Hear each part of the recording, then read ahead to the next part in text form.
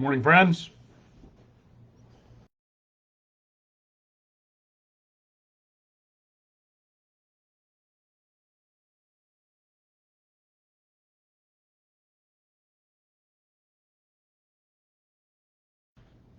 Have a little connection challenge here, so good morning, good morning.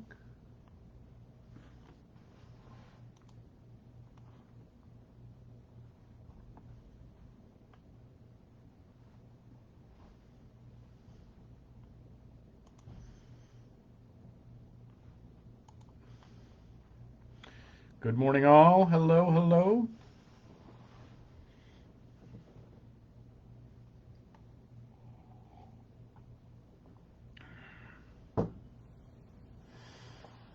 Is everyone this morning?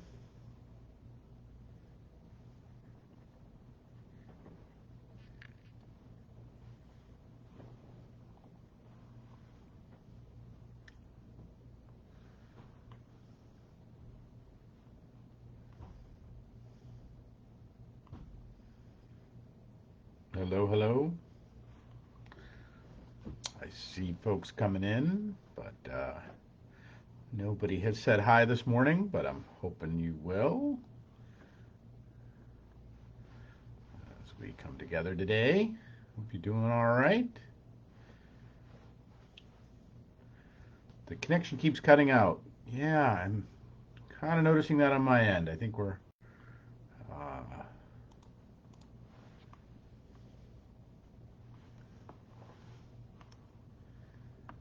let me go see what I.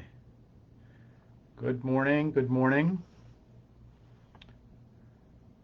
All right, all right, all right, all right. Keep talk amongst yourselves. I'm gonna go check one thing real quick.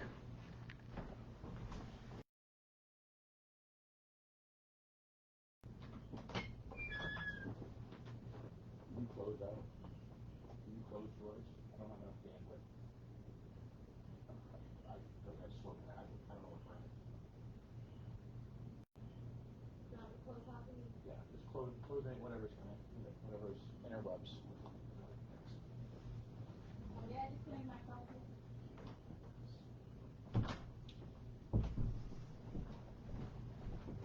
Hi, friends. Hey. All right. Maybe that's better, hopefully. Good morning. Good morning, Sharon. Hi, how are you?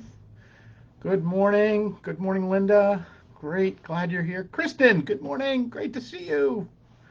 Priscilla, how are you? Good. Great to see you. Irene, good morning. Glad you are here that we might gather once again. So I hope the connection is hanging with us this morning. We have a little bit of challenge here, but we will endeavor to persevere. So how is everybody this morning? It is a beautiful day out. There is good morning. Hi, Cynthia. Hey, hi. So there's all kinds of goodness this morning. Hello, everybody. I'm so glad you're here. Welcome, everyone. So it is. I wanted you to welcome you to another journey, another installment, another time together on this, the 10th day of June, this Thursday at 11:11. And I am so glad that you're here, that we are a part of this journey together, and that whether you've been apart for a long time, whether you're just finding your way here, however you come to be here with us this morning, I am super excited that you're here. And that whether you're here live with me right now, or you're a part of this wider journey in the future, that you'll catch this, or you're just stumbling across it, I welcome you. I hope that this today brings you joy, and that we might find this on this 11:11 a little bit of something in that. Uh, so I want to start this morning with this text from the book of Ezekiel. Now, the book of Ezekiel is a trip, man. Like, it is trippy. It is as trippy as any psychedelic you've ever encountered. That what gets contained in here, and so there's all of these huge kind of cosmic movements of, you have the old hymn, Ezekiel saw the wheel, and the wheel is this, who knows what it is. Some people think it's a UFO. Like, there's all kinds of craziness around the descriptions of the cherubim that we find in Ezekiel. So it's this wildly mystical book. We're kind of smack dab in the middle of the Bible.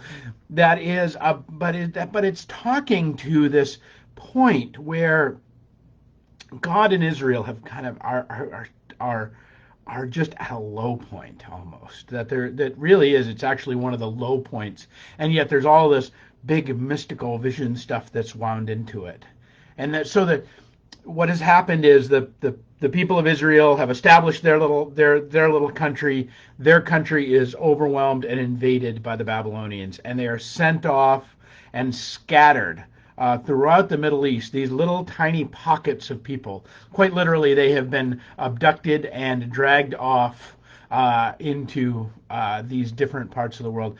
And God's consolation is not all that great. Like, that, it's not all that rich, because there is this way in which that this dragging off was due to the fact that they had lost their way. They no longer saw God in the creation and God in the law and God in all that was doing, but they worshiped the gods of the neighbors around them. And so that you have this kind of this valley of sorrow almost in Ezekiel and in Jeremiah, in the center of Bible.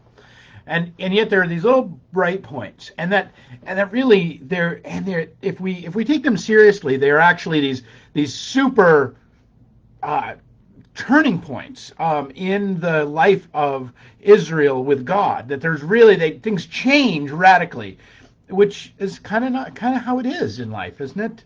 That we change radically, not in when we're walking across the graduation stage or we're getting the gold medal hung around our neck, but we change radically when we are in the places of disconnection and loss and despair.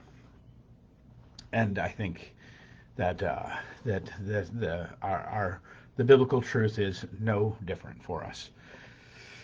So what is it that comes from this? So we pick it up in the 11th chapter here. It says, and so this is God giving instruction to Ezekiel of what to say to the people of this little group of people that have been dragged thousands of miles away from their home, and that are in a foreign culture, isolated, and in many ways bereft of God's presence and mercy with them, but this little remnant that's hanging on. And he says this. He says, therefore say, that's giving instruction to Ezekiel of what to say to them. He says, therefore, what to tell this diaspora of folks. This is what the sovereign Lord says. I will gather you from the nations and bring you back from the countries where you have been scattered, and I will give you back the land of Israel again. Good news, everyone. They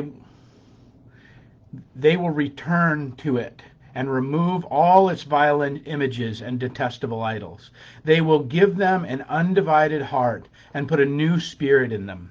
I will remove from them their heart of stone and give them a heart of flesh.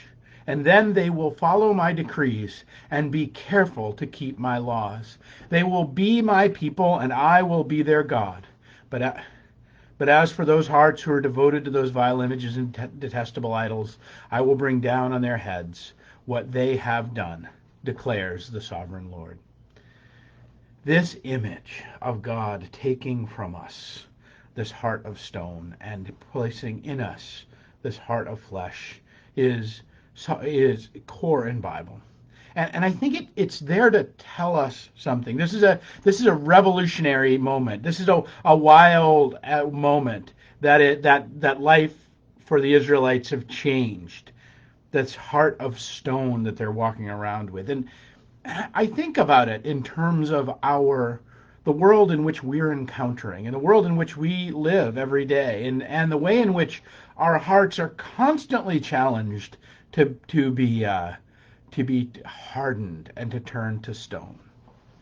It is easy to walk down the street of Fall River and encounter folks who are struggling in life quite solidly. They might well be challenged by addiction. They may well be in poverty, but we don't have to move far from the spot that I'm standing right now. We don't have to move far in any of our lives, wherever we're standing, to encounter folks for whom we could be affected should we let ourselves by their plight. We could be affected by what it is that is affecting them in this world.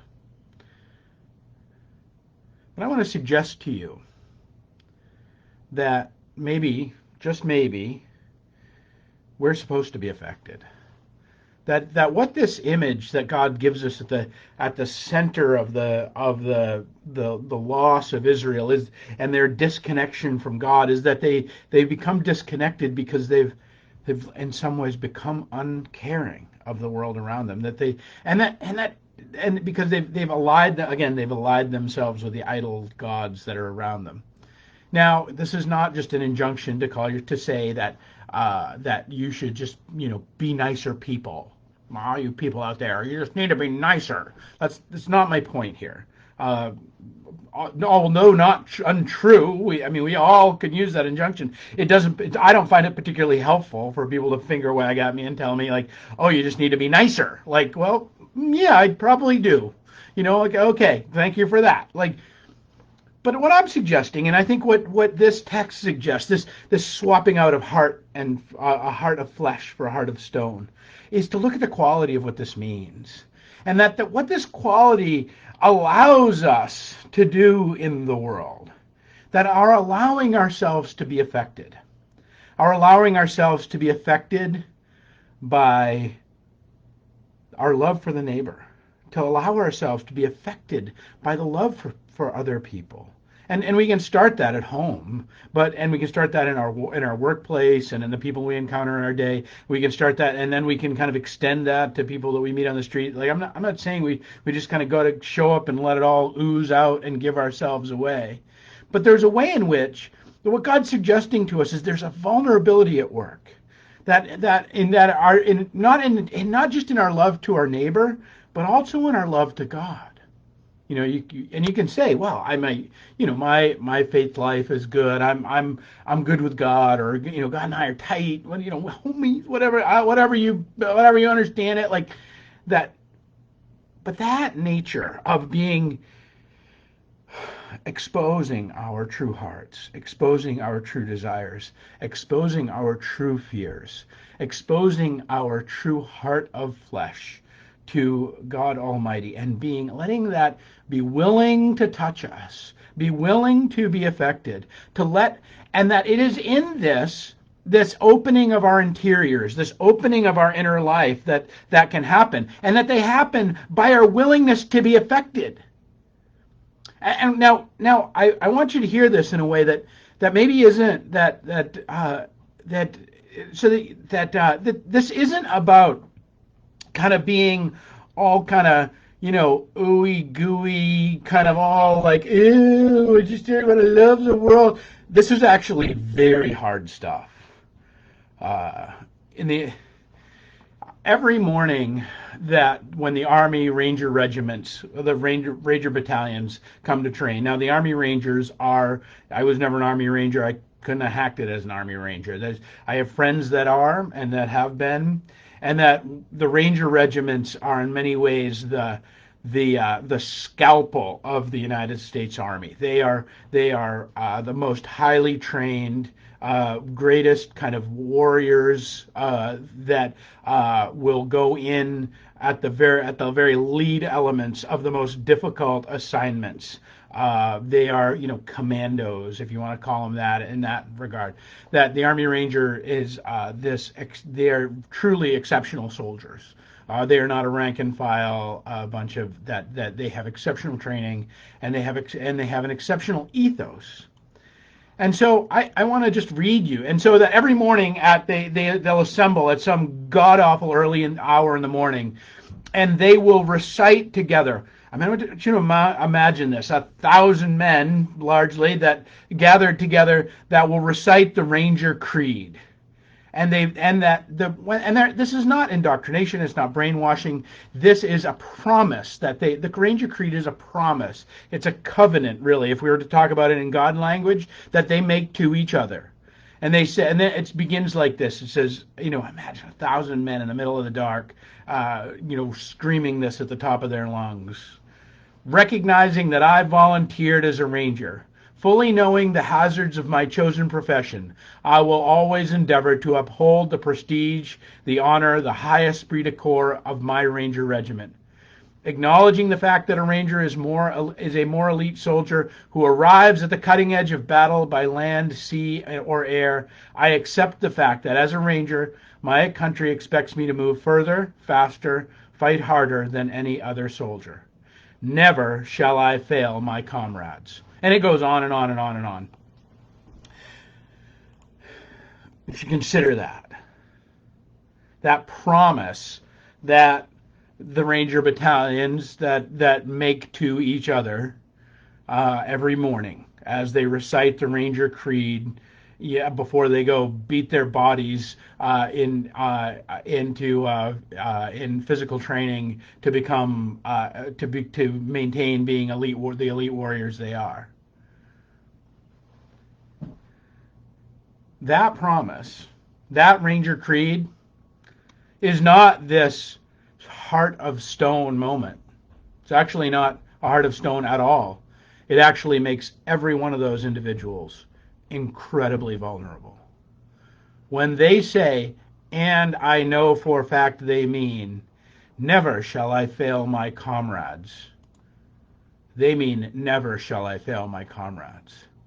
That they will throw their body, they will throw themselves, they will throw anything that they can get at between the breach of them and their comrades to prevent them from injury and to accomplish the mission they've been given. That they will do. It's not a promise of glory or though they talk of these things and of honor, but it is this promise of vulnerability. That the hardest warriors in the world are actually the warriors that have declared themselves to be the most vulnerable in their midst. I use that example, that they're the ones that truly take their heart of flesh and they wear it right out here, right in their bodies and their being. Now, I'm not suggesting we need to all go be Army Rangers. That's not. It is a special and super unique thing. I'm not saying that's necessarily where we all need to endeavor to be. I am suggesting that we need to that it is our invitation to, and that God's invitation to us to permit ourselves to be radically transformed, to be radically affected by the world around us.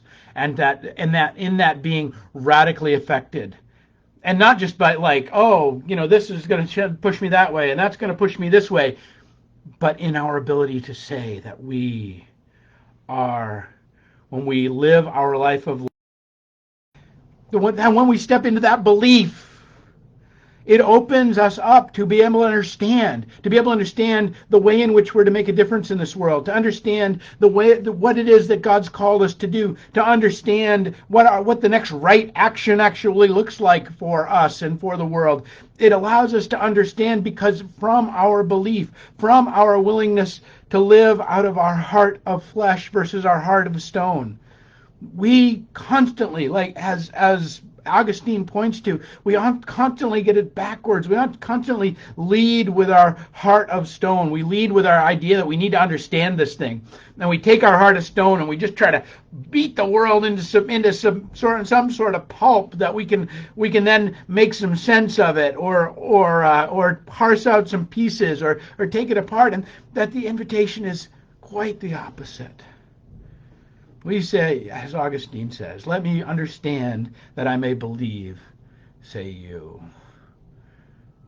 And Augustine says, believe that you may understand. I don't know